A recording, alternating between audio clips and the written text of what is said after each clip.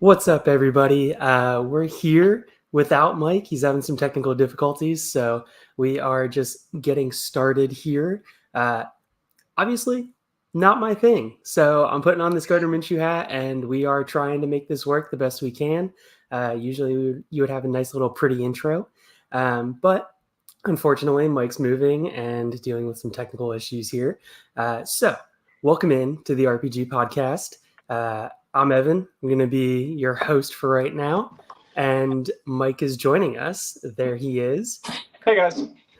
Hey, Mike. Hey, Mike. Hey, sorry. Coming live from Diaper Tower, so you know how it goes. Oh, you're good. Diaper Tower. Understand, man. Understand. Yep. All right. But yeah, so Mike's joining us now. So appreciate you coming on here. And then we got a special guest today, Bernie from Astronauts. Is that right? Yeah. Fantasy Football Astronauts. What's up, guys? Thanks for having me. Awesome. Appreciate having you here, man. Anything that you want to plug before we get going on the show? No, you can follow me on Twitter at C Sports Bros. So you can find some of my work in the Fantasy Football Astronauts Rookie Guide, and we're working on the Film Lab right now as we speak. So just keep your eyes out for that. Okay, awesome. Well, hey, we're really happy to have you here. Thanks for joining us. And Mike and I kind of ran a little scramble drill here, so appreciate the flexibility. No worries.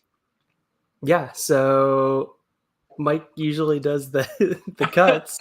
So yeah, I guess it's time for the news and notes, wherever that is. And now it's time for news and notes.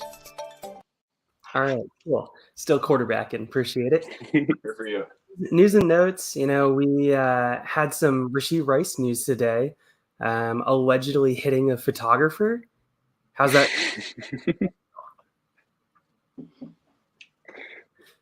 Wide receivers try to be normal for one day. Yeah, that's tough. After his stock was already kind of falling this offseason due to some other stuff, but over under 8.5 games played this year.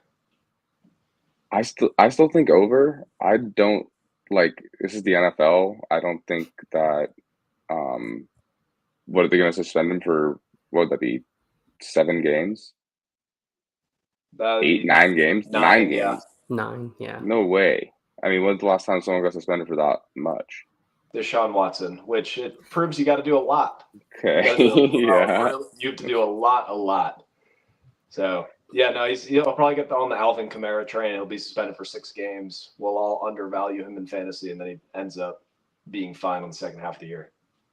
Yeah, I think in best ball and stuff like that, I would buy the dip.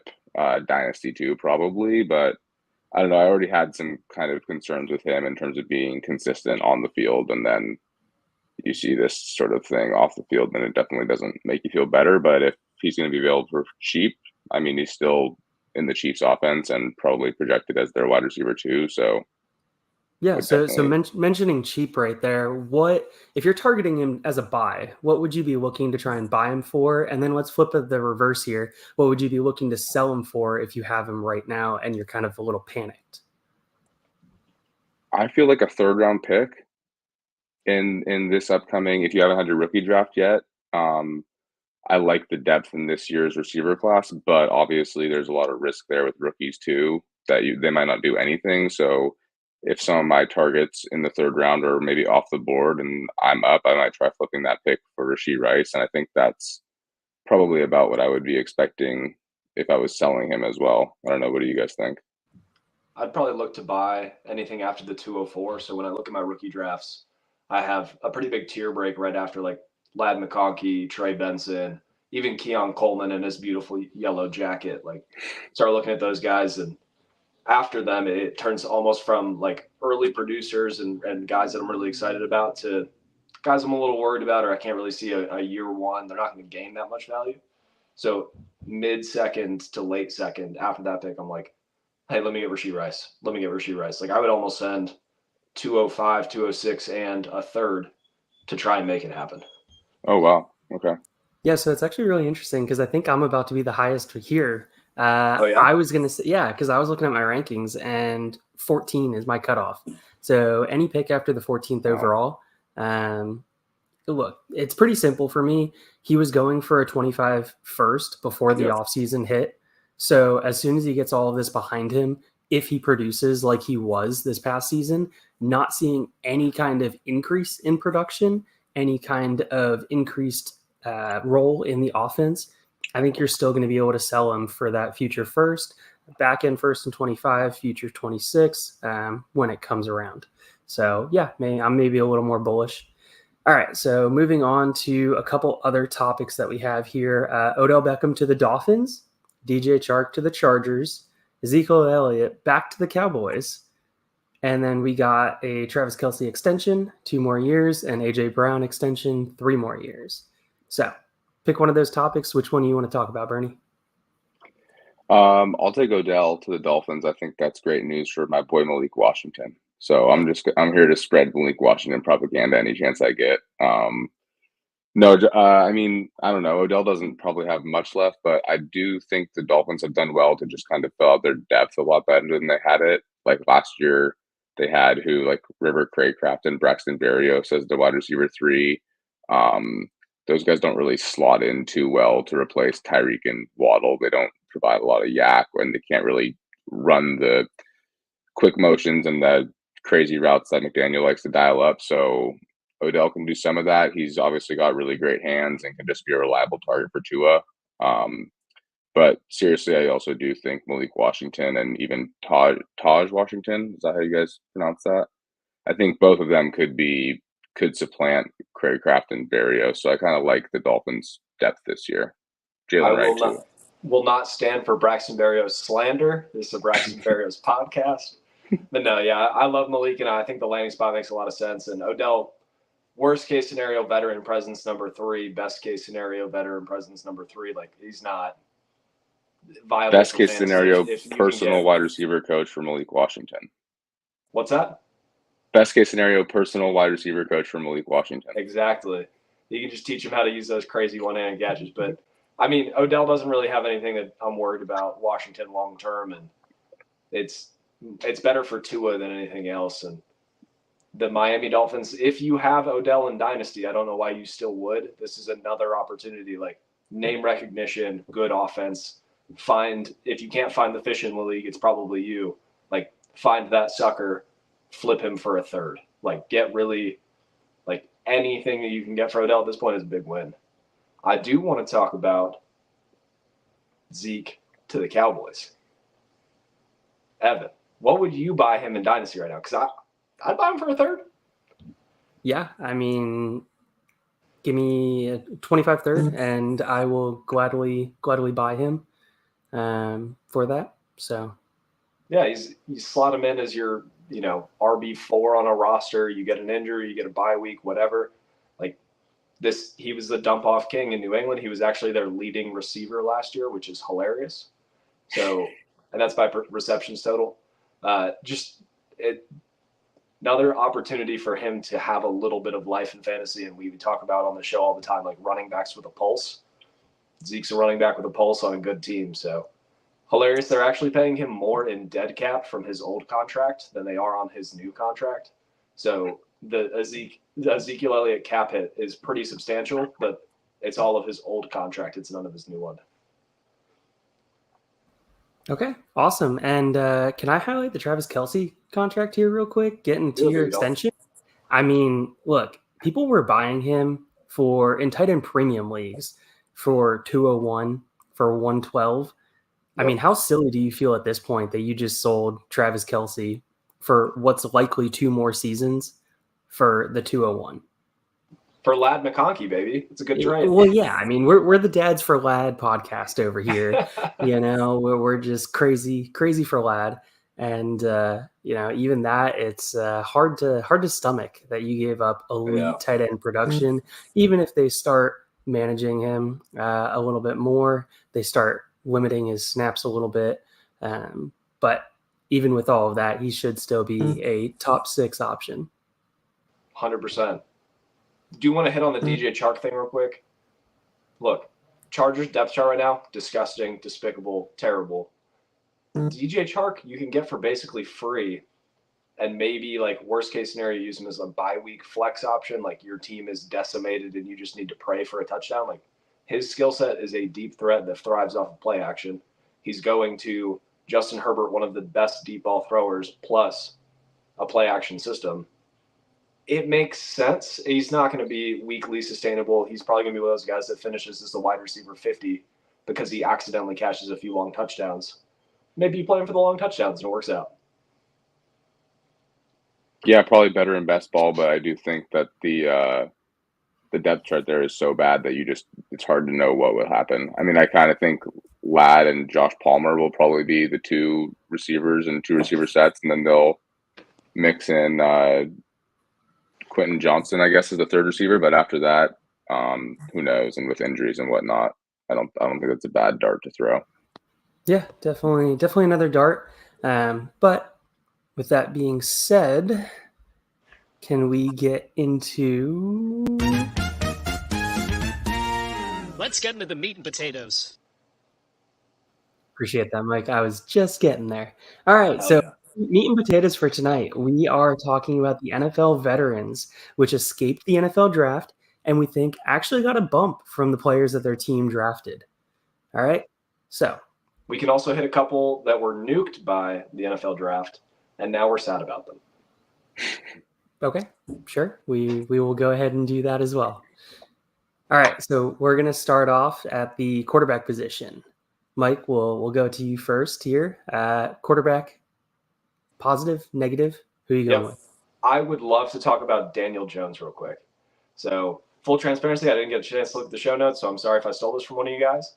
But Daniel Jones, one, they didn't take a first-round quarterback, so he is safe for at least this year. Two, you add Malik Neighbors, who a lot of people had as wide receiver 1. Worst case scenario, you had him wide receiver 3 or 4. Like, we're talking about an elite wide receiver talent. Yes, Daniel Jones has never thrown for more than 800 yards to one player, but he's never played with a player like Malik Neighbors. So I think we're looking at he has survived for at least 1 year. The 2025 class is bad. The NFC East is weird. There's a chance that Daniel Jones is a quarterback in 2025 as well. And you can go buy him in Dynasty relatively cheap. You can get him in redraft for basically free. And he brings elite rushing, not elite. He brings positive rushing volume that we look for in fantasy football. So from all of the tiers that I'm looking for a guy that is relatively free, like go grab you some Daniel Jones, enjoy the profits, and enjoy the weird security that Daniel Jones does not deserve. That's funny you mentioned that, Mike, because in my notes that I didn't include, I was thinking about saying Drew Lock for similar reasons. Hell yeah. I do think, like, if you are going to take the flyer on Daniel Jones, Drew Lock is probably even cheaper, so take it on him too. And everything you just mentioned is the same for him, except for the rushing, which I guess is a big deal. But it just kind of seems to me like the way that they were talking this offseason and rumors about when they acquired Drew Lock to have a starting opportunity, it just seems like the Giants are kind of fed up with Daniel Jones. And I wouldn't be surprised if Drew Lock, was the starter by midseason. Or really, I mean, nothing with that quarterback room would shock me. But I do agree, like, Malik Neighbors is the best receiver that's been on that team since young Odell. So I think there's definitely a higher floor there than there has been in the past. Yep. I would love for Drew Lock to play because I think Drew Lock's a hilarious player to watch. The just unbridled swagger mixed with a very medium quarterback. It's hilarious, and I love it. Yeah. But as a Seahawks fan, yeah. Yeah. The Broncos days were electric, but I don't really see a world where, like, he was a throw-in in a trade. Go ahead and add him, but I don't think that he poses a real threat to Daniel Jones long term. But Daniel Jones, again, hasn't earned any security. So, like, for free 99, go grab you some Drew Lock. Yeah, so is Dable on the hot seat this coming season? Do you think he has to be? Yeah, if he only wins 4-5 games, he's gone. Bold prediction early. You think? Yeah, he's going to go back to being an OC, and he'll unlock some offense somewhere, and he'll get another chance and another chance and another chance. But yeah, I mean, I guess so. People love to fire their coaches. I feel like, I wouldn't necessarily want to see him go, but he also really hasn't done anything to deserve to stay. So he's kind of the Daniel Jones of coaches. He was brought in to fix the culture, and then all he did was give Daniel Jones more chances and then start Tommy DeVito. Yeah. Oof. Tommy Cutlets, baby. All right, Bernie. Hey, we're gonna move on over to you for your quarterback for this week. Who are you looking at? I'll say Anthony Richardson. Replacing Alec Pierce, who's probably, as an small Alex Pierce fan coming out, it hurts to say this, but he's probably one of the worst, starting wide receivers in the whole league in terms of he was on the field a lot, running a lot of vertical routes. And they replaced that with Adonai Mitchell, and he comes in and is a much better player, in my opinion, than Alec Pierce from day one. Richardson gets the whole offseason as the starting quarterback. I just like the Colts infrastructure. I like the coaching. And now I think that Pittman, Mitchell, and Downs is one of the better 3 receiving sets in the whole league. I think that he could go nuclear this year. Obviously, his rushing floor is going to be super high, but I could just see him and Mitchell connecting on a ton of deep balls throughout the year. So I really like that addition. I think it's a perfect replacement and big upgrade over Alec Pierce. So he meshes well with the rest of the skill players. I love the Anthony Richardson call out because I loved Anthony Richardson pre-draft. Evan, I have no feedback for this one. I think it's a great call out and that we should be really excited about it. Do you have any concerns about it?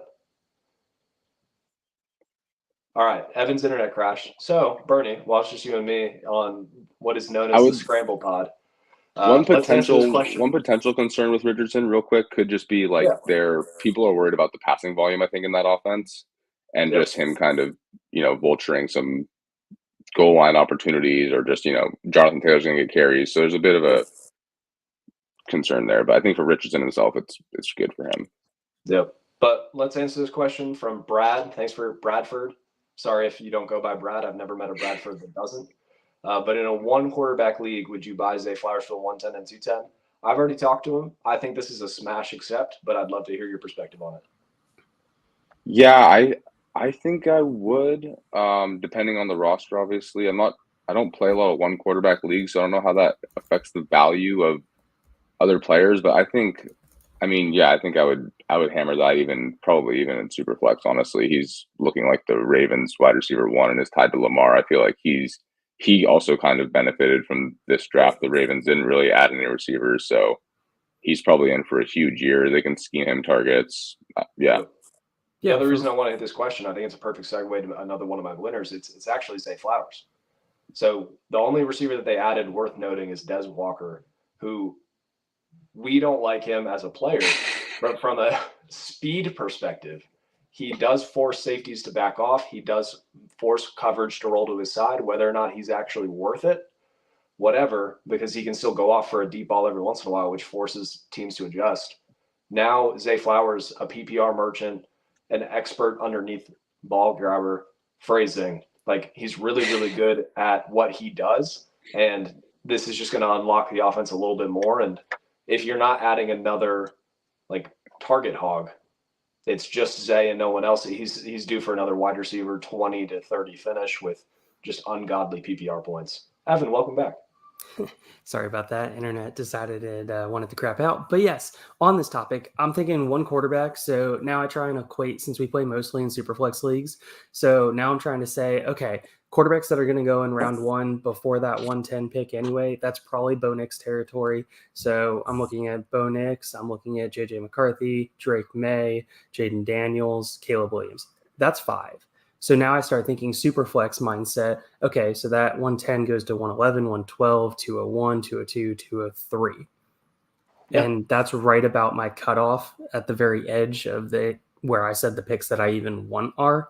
So yeah, I would 100% be paying 110 and 210 for Zay Flowers. Later in the show, he may or may not be talked about in the wide receiver group. Nice. Well, Evan, who's your quarterback then? Yeah, so the quarterback that I'm going to end up going with here is Bryce Young. Crazy enough, everybody hates on Bryce, But the Panthers, what have they done this offseason? They've added interior offensive line help to be able to keep the pressure out of Bryce's face or right up the middle, which was huge. You go back and you talk to the coordinators for Alabama. The coordinators for Alabama have already come out and said Bryce needs to be able to see. He needs to be able to release the ball. He can't have pressure right up in his face. Gee, okay, probably should address that. So check. They did that this offseason. Then they added Leggett. They added a wide receiver, which people may not like him. People may have issues with him, but he's still a first-round wide receiver. And you have another year with Thielen. Okay, old man Thielen, probably going to be operating out of the slot for the most part with Leggett outside. And on top of it, you add Jonathan Brooks to an offense that you're going to have to take some pressure off. So what most people had as their RB1 in the class got probably the best landing spot of any RB in this class. So now you add that, which won't be an immediate hit. You're not going to see it right away. Probably going to be a second half of the season type of play. And you added Deontay Johnson on top of all of it. So the hate that's been on Bryce this offseason, I mean, I think I saw on KTC got all the way down to like QB 26, I think at one point that I saw him there. I mean, he was sliding in drafts, and you have to think this is the year. If anything, he's going to get one shot. We're going to know generically what he is for sure at the end of this season because the Panthers did everything that they could to be able to put players around him to be able to help him out. Bernie, any thoughts on that? I saw you nodding your head a lot. I agree. Yeah, Bryce was on my list too. I think one of the other bigger things, which is not necessarily draft related, but it was this offseason, is just the coaching change too. Like I think Canales comes in with a way better plan of what they want to do. I know I kind of agree with Mike on the Leggett thing, like maybe a bit of a reach, especially in terms of I would have just wanted maybe a higher floor player. But they also have Deontay Johnson, who I keep forgetting about that went over there. So I think the floor of their receiving room has risen a lot. And if Canales has a plan for Leggett, like I do think he's super dynamic with the ball in his hands. Like he can run those crossers at the very least, crossers, sweeps, deep posts, stuff like that. And I was not a huge Bryce Young fan coming out, but I think that we just have to remember how bad that situation was last year and kind of give him the Trevor Lawrence excuse almost of there's no one that would have been good on the Panthers last year. Yeah, and they added everybody's going into the draft favorite tight end too, in JT Sanders, who ended up falling. Going into February, maybe going into the combine. Okay, there you go. There you go. They've done everything they can to build around Bryce. I do worry because they finally built a structure. Like this is clearly a make or break year for Bryce, which if it goes well, that's awesome. Now you have a quarterback 2 on your dynasty team, so you're really excited about. In redraft, I don't know. Like I don't see the upside for Bryce. Like he's a magician in the pocket. He's really exciting there. Everyone is running around my house right now. That's great. But when we talk about what Bryce can do, from a fantasy perspective, he needs more weapons around him to be a CJ Stroud type player, to be a Joe Burrow type player. Like he needs a higher floor in the receiver room, which they did add with DJ. They did get Leggett there. Is it Leggett or Leggett? Do we know that for sure? We just know how excited he is to be a Panther. I thought it was Leggett, but I've heard Leggett, yeah. I'm gonna mess that up all season. Can't wait. But no, it's a great room and it's going to be better than last year, but if it goes poorly, Bryce is out of there quickly, which is a concern. Yeah, that's definitely a good point for Dynasty. Cool. Evan, you want to do wide receivers now?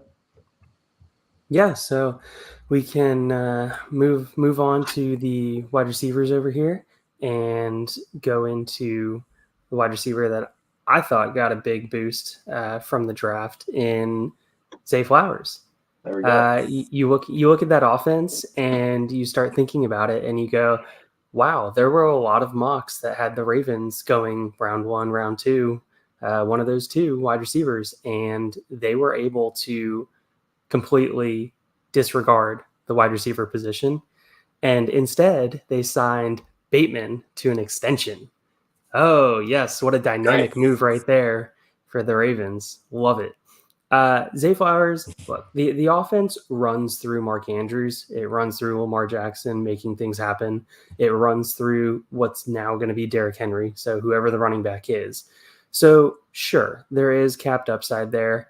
But when you're looking at Zay Flowers, I mean, you're talking about a wide receiver that seems to be that middling dynasty. When you look at dynasty rankings, he seems to be that middling to low end wide receiver 2 in most redrafts that you're looking at trying to get. You're having to spend up a little bit because of the age, obviously, with dynasty being an age-ism type of game right now. That plays into it significantly. But absolutely love it. Lamar is still a potential MVP candidate.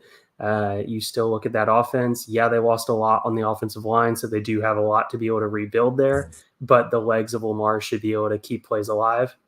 So I absolutely love Zay keeping, if not increasing, his value. We both agree. We love Zay Flowers. Bernie, Yeah. who's your wide receiver? I'm gonna go with Drake London. I thought that they could. Well, first of all, in the offseason, they added Rondale Moore and Darnell Mooney, so I'm not worried about any additional target competition. He's already kind of got some target competition with Bijan and Kyle Pitts, but I still think he's the clear number one pass game option on that team. And I also thought that when I was doing mocks and stuff and looking at how the draft might fall, I thought that the Falcons could be a sneaky receiver landing spot at 8, especially if Neighbors was there, just because of how he complements everything. But them passing on Odunze or even Brian Thomas and going with Penix, I think just keeps Drake London's floor so high. If you look at what happened with the Jets last year, Aaron Rodgers goes down with the ACL on the 4th play, and then all of your Garrett Wilson stocks are just tanked. This, at least, if that happens or if Kirk doesn't come back or whatever, like, I think Penix is a great fit for that system, and I think he can at least, give Drake chances to make plays on the ball, as he showed at Washington. So while the Falcons making that pick, I don't think was necessarily the best move for like their team building in terms of fantasy. All my Falcons players, if I have London or Pitts or Bijan, I'm stoked with that pick because now instead of whoever it would have been, whoever they traded Desmond Ritter for to back up Kirk, now it's Michael Penix, and I can at least be excited about the floor still remaining there and potentially even a higher ceiling. Not a big Taylor Heineke guy? Come on, let's go. Is that who it is? Yeah. No, I guess I'm not a big Taylor Heineke guy. Savage. No, I love the idea. It definitely raises the floor of quarterback play. Like, worst case scenario, it's somebody that loves to throw contested balls. And who's he throwing contested balls to? Drake London, 6'5", elite wingspan, great in contested catch scenarios, or Kyle Pitts, 6'5", elite wingspan, great in contested catch scenarios. So it's good to see. And Penix throws a great contested ball. Like, the reason that Odunze and McMillan and Jalen Polk all had great contested catch numbers. When he is throwing it to covered, like air quotes, covered receivers, he's throwing it in a place that only the receiver can get it, and he does a really great job with that. So love the call out of Drake London and not taking a receiver. If they had Odunze there, it would be heartbreaking and trying to figure out who's getting the targets, who's owning what. Now it's Drake London, Kyle Pitts, Bijan Robinson. Everyone else can eat the dust. Yeah, and let's also not forget that they most likely will have a top 10 offensive line again. I was just trying to remind myself, I think they brought back everybody on that offensive line, if I'm not mistaken here, and it was a top 5 unit last year. So that is huge for the offense. I was really hoping, though, that they would get somebody that could make turnovers on the defense, or at the very least cause turnovers on the defense to get them in a little bit better field position.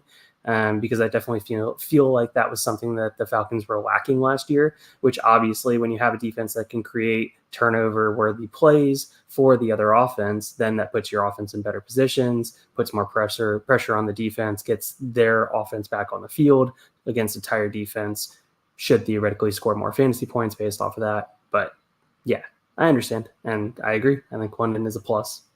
Yep. Shootouts are good for fantasy too. Yep. I was going to say, instead the Rams got both of those guys in Braden Fisk and Jared Verse. Just double dipping on Florida State defenders. Love it.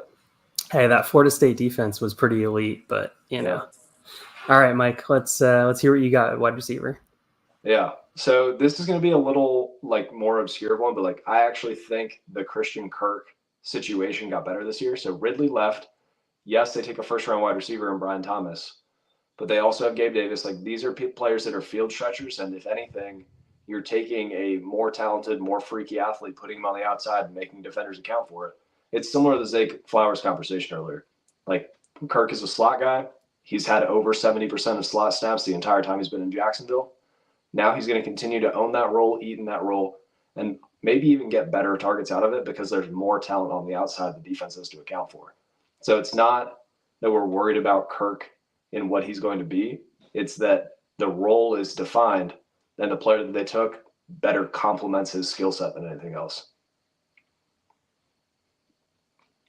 I think that's a fair point about the compliment. I didn't really think of Christian Kirk when we were thinking about this exercise. It might be because I'm just a big Brian Thomas fan, but I do think that Brian Thomas definitely projects more as an outside only receiver than Calvin Ridley did. I just don't think the Jaguars even they didn't seem to move their guys around even that much. I think that's kind of why they wanted to go get Gabe Davis, just to hold down that X spot. They obviously were planning on bringing back Calvin Ridley the whole offseason. So I do think it's definitely a safer play than Brian Thomas. I would just be worried about the floor of Christian Kirk. If Brian Thomas is good and Trevor locks onto him as the guy, I feel like Trevor's the kind of guy that will just feed a true number one. And I think that Brian Thomas could be that. So I'd be a little nervous about that. But I mean, they love Christian Kirk there, and he was off to a great start last year before he got hurt too. So that makes sense. Yeah, I would have been more worried if they took somebody like a Lad McConkey, like Roman Wilson, someone like that can maybe eat into his slot snaps. But really, Kirk's going to be on the field. He's going to be in that role. And Brian Thomas Jr., freak athlete, amazing, exciting. All he runs is, curls and goes. And I love that. Yeah. I love to curl and go too. That's what I do at the gym. But we just got to see a little bit more out of him from a skill tree perspective. And he's not there yet. He can grow into that. But for Christian Kirk's role in 2024 and moving forward, I'm excited to see what he does. Yeah, so I actually have that division. I was just looking at the divisions while I was eating lunch probably a couple of days ago. And I was just thinking, what division as a whole is going to score the most amount of points when you combine the scores for all of the teams this year? And I ended up coming to the AFC South. That division, I think, is going to have the most points scored between the four teams when you look up at the end of the year. So I think that division is going to be great. It's going to be shootouts. It's going to be football that should be fun to watch. Even being here in Nashville, I still think the Titans are going to finish last in that division, which is rough for the fan base here for sure, to be able to swallow. But yeah, everything in that division is looking up and up. So I think if they get in a couple shootouts, all of a sudden Trevor's having to throw the ball 40, 45 times a game. Could bode really well for all the wide receivers that are there. Yep. 100% agree. I have another one if you guys want to get into it. George Pickens. Yeah, let's go two each. George Pickens, nice. Who did they add? They added Roman Wilson. Roman Wilson isn't stealing snaps from George Pickens. He's not stealing targets from George Pickens. George Pickens is the alpha in the offense. He's going to own his role. And now he has, say what you will about Russ and Justin Fields at this stage of their careers, both are head and shoulders above what Kenny Pickett was last year. So Pittsburgh, the offense is going to be gross. There's going to be weeks where George Pickens gives you 6 targets for 2 catches and 30 yards, and that's going to happen. But there's also going to be weeks where he has 180 to 200 yards, and it's a ridiculous outing. So I think there's a tier break in the fantasy community where everybody's really excited about Drake London because of the quarterback upgrade, because of all these things. Because Pittsburgh didn't add a sexy quarterback, they added the least sexy ones possible. Maybe this is the homer in me, but I think George Pickens is due for a big year, and I'm excited for him in redraft in all formats. I think that's a good point. I was definitely picturing Pittsburgh as a receiver landing spot, and then, like you said, Roman Wilson, to me, he's more of a Calvin Austin type competitive. He's going to be competing with Calvin Austin as maybe the second receiver in outside sets. We're going to be running the motion stuff, but Pickens is going to be on the field pretty much every snap as long as he's healthy and not getting rested. So I think that makes a ton of sense. It's just kind of like what you said, he's still just going to be so inconsistent, but I mean, those big weeks are still worth it. So that's a good one. He definitely could have had a worse outcome in the draft if they had went receiver in the first round instead of offensive lineman back to back. Yeah, I think everybody's everybody's trepidation with it is the fact that Arthur Smith is there. That is the biggest question mark. They do have Najee on the expiring contract, so I think that most likely means they're going to end up running him into the ground.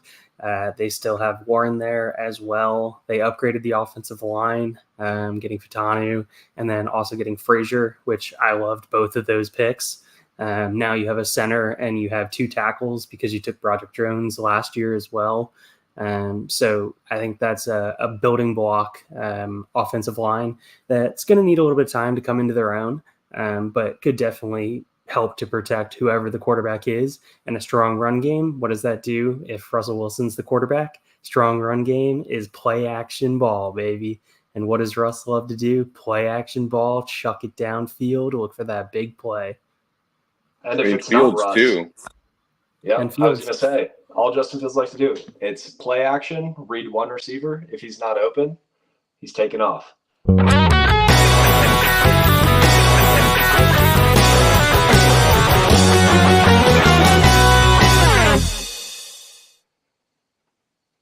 So you're a Steelers fan, Mike? I am. I don't know if it's clear with my pile of boxes in the corner, but normally I have a little bit of Steelers gear up. So you're very ready to be hurt again this year. Oh, I am so ready to be hurt. It's gonna be great.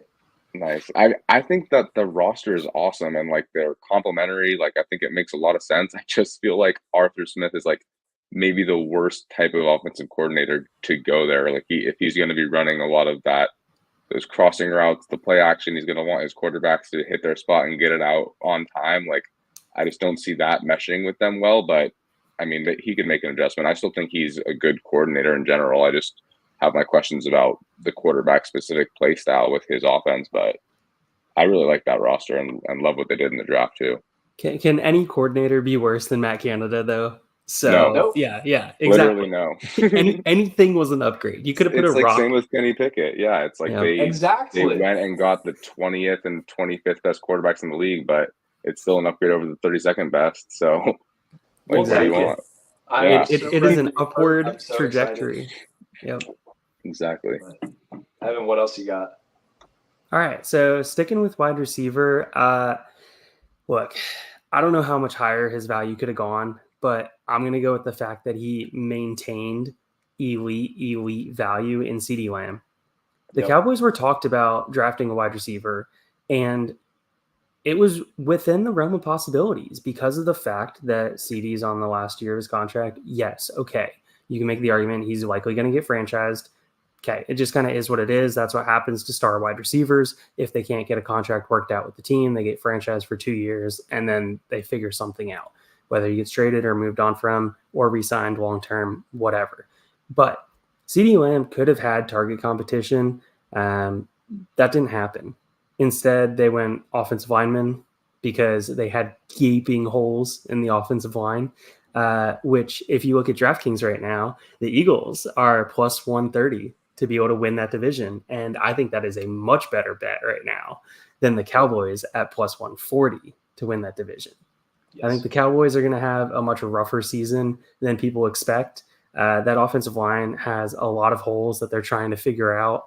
They're trying to maximize it. Dak is a giant question mark. If Dak doesn't produce this year, do you think the Cowboys will move on from Dak? I feel like we say this every year, but no. Like, they have a top – whatever you feel about Dak, you have to say he's top 15. Like, if you have a top half of the league quarterback that still has miles in the tank, is still excited and ready to play for you, fits in what Dallas' system has been doing, there's no way they can move on from him without looking like supreme goofballs in a couple of years. All right. But got a great question in the chat. Bernie. Superflex, Dynasty, let's say it's 0.5 tight end premium if that Russell's or Jimmy's. What do you think that CD's trade value is in pure picks? Oh, man. I mean, he's basically what you're hoping for with any pick that you make in the first round. Like if Marvin Harrison turns into CeeDee Lamb and does what CeeDee Lamb and, in 3 years is doing what CeeDee Lamb did last year, that's what you're hoping for. So, and like he's very young still. He hasn't even gotten his first big contract, I don't think. So you can Nope. safely say he's got at least 5 years left, as a peak receiver. I would want this. So someone just said they gave up 3 firsts for him in a 12-team Superflex. I mean, yeah, that would be hard to turn down if I had him, but like I don't know. Like at the same time, I don't even know if I would be looking to move him no matter what. I think 3 firsts is, I guess, where that conversation would start. But unless I'm in a full rebuild and I just want to get picks just to get them, then maybe I do it. But I mean, he's on a short list of like borderline untradeable guys to me. All right, My so team let would me have to give be. you let me give Oh, you you an go. offer here. Yeah. We'll give you an Okay. offer. 3 first-round picks. That's what we're Okay. working with. But we're talking 107, 110, 111. I love picks, but and this is a great receiver class. I just don't think that that's a smart move. I just think the odds of any of those guys becoming CD Lamb, especially in a PPR league, like he's tied to a good quarterback, like he's fed, the offense runs through him. He was getting like 12, 15 catches a game toward the end of the season last year. Like it doesn't get better than that. Yep, they would need to be 3 firsts, one of them from a team that I know is not a playoff team, and all in the same year so that I can kind of reap the rewards all at once. And my team has to be absolute booty cheeks. Like I just would not want to trade him at all. Yeah, it's like that orphan that you take over, that just has that like 2 players. Like it's got that Burrow and it's got that Lamb, and you're like, man, what do I do with this? Like these guys are just gonna rot on my roster. Like let me just try and trade them away, see what I can do, see what I can move on. Yeah, so for me, if I'm moving off of CD, I'm most likely looking in that 103, 104 range to be able to be the prime centerpiece of the deal. I'm looking to try and get a Neighbors to be able to replace him. And then ideally, I would want 107. And then at that point, look, it's 2 firsts, but it's a incredibly premium first in a 103, 104 to be able to get Neighbors. And then assigning a name to it, if I can get it in a Dunze at a 107. So let's just call it 104, 107 at that point. If you told me that I needed to take a second, if I needed a 201, 202 to be able to get a Jonathan Brooks or one of the other wide receivers that ends up kind of sliding a little bit, maybe another Bo Nix if I need a quarterback for production right now, maybe Ladd if he slips. So, yeah, I mean, if I need to split him on a complete rebuild, tear down type of situation, I'd 100% be willing to do that if I can get a premium asset that I know is going to be liquid.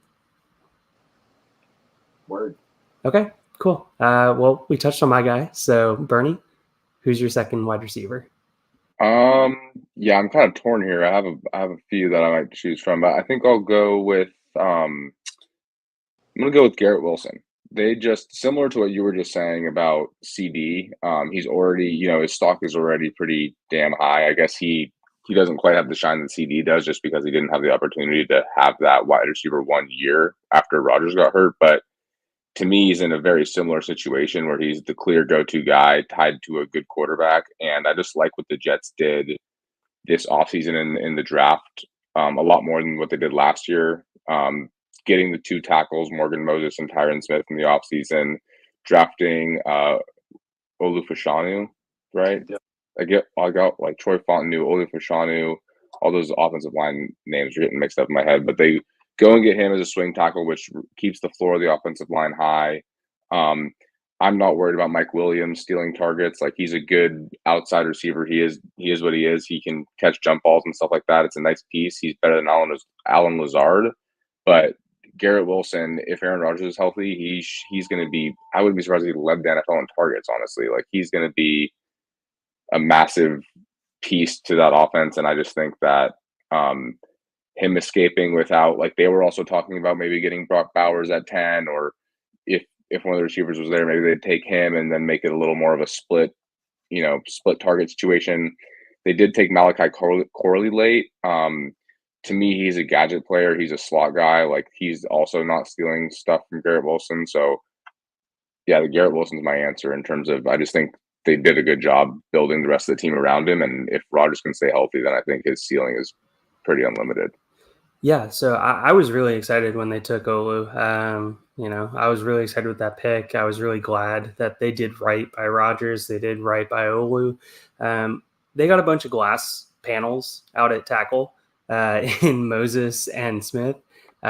So yeah, getting an additional tackle that is incredibly young, is very good in pass protection, is a improving run blocker, still a very good run blocker, but improving run blocker for that offense, I think just will unlock Rodgers' longevity. It'll be able to keep him on that ayahuasca train, being able to stay healthy and being able to put all those illnesses away, all those nicks and knacks during the season, going to be able to play a full season. And if he does, Garrett Wilson, we're finally going to have the Garrett Wilson that doesn't have to get a bunch of crap targets and just say, oh, he was a high volume guy that just got awful targets. Therefore, he didn't produce because of that. So I think this is going to be a double-edged sword for Garrett Wilson. If he doesn't produce this year with a healthy Rodgers, I think he's going to ultimately slide back and he's going to be stuck in that high-end wide receiver 2 range for a long part of his career. Mike, any thoughts? Completely agree with the Wilson call out as a winner. Malachi Corley doesn't get me excited. Like, he's a design touch guy at best. And being able to bolster the O-line, like we already talked about, makes a ton of sense from a team building perspective, makes a ton of sense for Garrett. I'm excited for the Jets this year. AFC East is going to be a dogfight. They also upgraded their quarterback 2 position. So if Rodgers does get hurt, Joe Flacco's back. He comes in. He was pretty exciting last year. He at least got the fantasy guys their points when he was playing for Cleveland. So it could always be worse. Completely agree. Wait. Flacco's with the Jets? Yeah, I just had to Google it. But I do remember them bringing him back because they got Zach Wilson's gone, so they needed a backup. Flacco loves to throw it to only 2 people, so he's only going to throw it to Malachi Corley and Jeremy Ruckert. And just Colts. He's with the Colts. Oh, Flacco's on the Colts. Oh, yes. That's why I was like, I know that this. My bad. I think it's Tyrod Taylor's the 2 in New York. But regardless, it doesn't matter. Okay. They got rid of Zach Wilson, which is a positive for any locker room. They upgraded quarterback 2 by getting rid of Zach Wilson. That's what I meant to say. Exactly. The mothers in New York rejoice. He is no longer there. They don't have to put up with his antics. But talking about antics and talking about people that we love, Mother's Day is coming up here. Let's go to the running back position because nobody loves running backs right now. So, Mike, you want to lead us off? I would love to. Running backs are gross, and I hate them. The more that I play Dynasty, the more that I hate them. But Ramondre Stevenson, they didn't add a soul that's worth talking about. And Zeke is now in Dallas. That shows that they are committed to him for at least 2024. And when we talk about a running back in that caliber of range, 1 year of clear, this guy's going to be the guy on a team, good enough for me. So give me Ramondre. I'm excited about, he's going to be your RB2. You can go buy him for pretty cheap in most formats right now. Draft him late in redraft. Plug him into your DFS lineups. Like, Ramondre is going to be fine in a weird. So this is my uncle. Whoever wins gets to add a rule every year. So Uncle Steve's looking at the rules he's going to add. He's going to add an extra running back, and he's going to go ahead and take Ramondre. Hell yeah, Steve. Yeah. But, no, I just think it's a great fit, and the team is committed to him long term. So what's not to like? Yeah, I mean, I think he's going into his final year of his contract. I mean, that's the one thing not to like. They added Antonio Gibson, who is a better pass-catching back, and Ramondre Stevenson over the last 2 years has gotten a lot of his PPR points as a pass-catching back.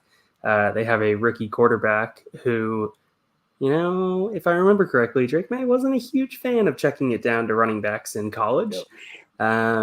So you have all of that kind of working against you. You have a brand new coaching staff that we know nothing about how they're going to do things. So It would be Yeah. hilarious if Antonio Gibson was the running back. Like, he was the running back 18 this year. Right. Yeah. That would just be something that you're like, oh, yep, that fits the Patriots. Yep. No, I think it's Ramondre, but yes, the Gibson call out is fair. But Drake May doesn't like to check it down. In the same token, Drake May isn't exact like who is catching passes in New England. I love Javon Baker. I think he's really exciting. I like Jalen Polk. I think he'll be okay. But Ramondre is probably the best offensive player they have as far as skill position players right now. No love for Pop Douglas? Come on. With a name like that? I He love has me to be some good. Pop Douglas, but Yeah. I mean, you're right, Mike, about the most established for sure. At least it's got to be Ramondre, and I mean, Gibson has had plenty of opportunity and never really done much with it. And I mean, I hear what you're saying, Evan, too, about like the rookie quarterback, new coaches, and everything, but it's kind of like what we were saying with the Steelers. Like, if you think about what they had last year, like it's hard to get worse than well, the last 2 years, I guess. With they had the defensive coordinator calling plays 2 years ago, and then last year was a total disaster. I kind of am looking at the Patriots like this year's Texans, maybe, where they come in and new culture, new quarterback. I'm super high on Drake May. Um, I mean, come on, you need to sell it more? Former middle linebacker, now head coach, brings in a whole new system. I mean, I can talk myself into the Alex Van Pelt, the offensive coordinator, coming over from the Browns. That's a good scheme that he runs there. Um, I personally think both Polk and Baker both fit Drake May's skill set really well in terms of ball winners on the outside. Um, I'm not sure about the checkdowns. I also think that UNC offense was a bit of a mess, and so we can't really speak to what Drake does. I think he's got excellent like field vision and feel for where players are. So I wouldn't be surprised if he could do some dump offs. And I just think that that's going to be a better team, a better offense. And so I could see their running back one being a solid piece and definitely outperforming where he's ranked right now. You heard it here first. The Patriots are this year's Texans. I'm stamping And that. you should draft them accordingly. We're going to clip it just so that's all you said. Hey, we'll have a bold takes at some point. We can bring you back on, Bernie, for some bold takes around here. So always love that. But while we're talking, Bernie, why don't you give us your running back that you want to tout? Yeah, I'll say the combo of the Bengals running back combo of Zach Moss and Chase Brown. They obviously parlays with Joe Mixon in the offseason. And then in a pretty deep running back class, didn't add anybody to compete with either Zach Moss or Chase Brown. I think they both have really defined roles, and I think it could be a situation where they both are able to give you decent production, at least as flex plays. And then depending how with the throughout the course of the year, RB can just become such a mess that they might be, startable RB2s at least. And if one of them goes down, they can kind of like swallow up the other's workload. I'm more of a Chase Brown guy myself, just because of the juice that he provides and the pass game upside. But Zach Moss too, if you're buying in on that Bengals offense being a super high scoring offense, and he's going to be their goal line back, like Joe Mixon always had so many opportunities, especially at the goal line. Those are going to go to Zach Moss now, so he could easily have like a high touchdown rate, kind of an ugly middle RB2, but crush his value in terms of where he's ranked. Yeah, absolutely love it. They got rid of Mixon, moved on from him. I think that offense still is elite from a pass catching standpoint, from a passing standpoint. So that's going to be able to keep the safeties back, going to keep the safeties out of crashing the box, which is really important for an effective run game. You have an offensive line that is improving, that is working together well. You have to find a new offensive coordinator. You just have to see how that offense kind of runs with all of that.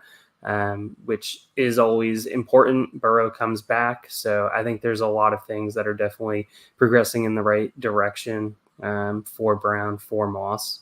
So love the call out. Yeah. No feedback. Okay. Evan. Okay, cool.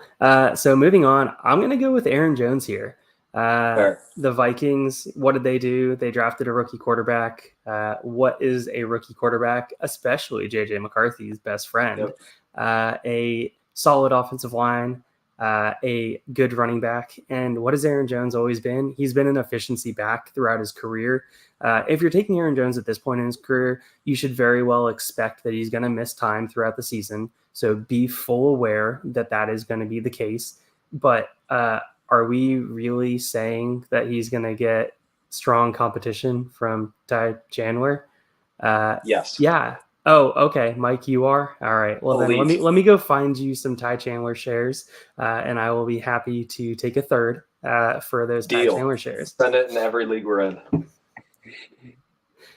But yeah, Aaron Jones has been an efficiency monster. If he does what he did in his time in Green Bay, also the fact that there is the narrative that he's going to feel a little slighted against Green Bay. He's going to feel slighted by the team of moving on from him, moving on for Josh Jacobs. So now all of a sudden you have that narrative. He stayed in division, which I think shows how much he wants to prove that Green Bay made a mistake as well. He's playing inside a dome, which should allow him to play a little bit faster, keep him out of the elements that he used to play in Green Bay in. We'll see how that goes. He has elite weapons on the outside. And then Hawkinson, hopefully coming back in the second half of the season, closer to 100%, probably coming back a little bit sooner, but probably won't be 100% right off the rip. You have a good offensive line. All of that just plays into AJ or Aaron Jones being the guy that you can rely on. And he is going to be a heavy redraft target for me, and he's going to be a heavy win now contender target. Thanks for letting me know, because we play most of our leagues together, so I will just go ahead and draft him around early. I love the Aaron Jones call out. He was also on my list. I actually also had the Bengals running backs on my list, so we'll just be a little vacuum of excitement here. Like, who is the running back one? Like, yes, I love Ty Chandler. I think he has more juice than people give him credit for. But Aaron Jones is going to continue to be effective. He's going to be an efficiency monster. We're going to see a guy that gets, 5-6 yards a carry and then 7-8 yards per catch. And he can run routes. He probably hurts Addison more than anything else. So I'm excited for Aaron Jones in Minnesota. Bernie, anything about Aaron Jones? No, I think you guys touched on it. I would just say great scheme fit too. I mean, he had the benefit of scheme and coaching in Green Bay as well, but I don't think he loses that going to Minnesota. So yeah, I agree with all that. Okay, well, fantastic. Yep, coming up on time here. Let's all just roundtable real quick. One player each. No analysis. Just give me the player. Zamir White. Nice. I'll say Kyle Pitts. Ooh, okay. I'll go Puka Nacua. And also pour some out for Michael Mayer. RIP to a homie. Yeah. Ah, man. Yeah, right in the pooper. Yeah. Bernie, before we close out, you want to tell people what you're working on, where they can find you, stuff like that? Yeah, follow me on Twitter at CSportsBro, CSportsBros, or you can type in Bernie into the search bar. Not putting out a ton of stuff right now. I might write some stuff for Fantasy Football Astronauts. We're kind of working heavily on the Film Lab stuff to get that out there. Definitely stay tuned for that project. That's going to be super sick. So we're putting that out this summer, but yeah, just follow me on Twitter for more hot takes like the Patriots are next year's Texans. There you go. We are always sponsored by W. Use code FFRPG at checkout. We're also sponsored by Trophy Smack. Use code FFRPG at checkout. We're also sponsored by a couple of other places. Just type in FFRPG, see if it works. Live your life. Evan, you want to say anything before we leave? No. Go Titans. Go Titans.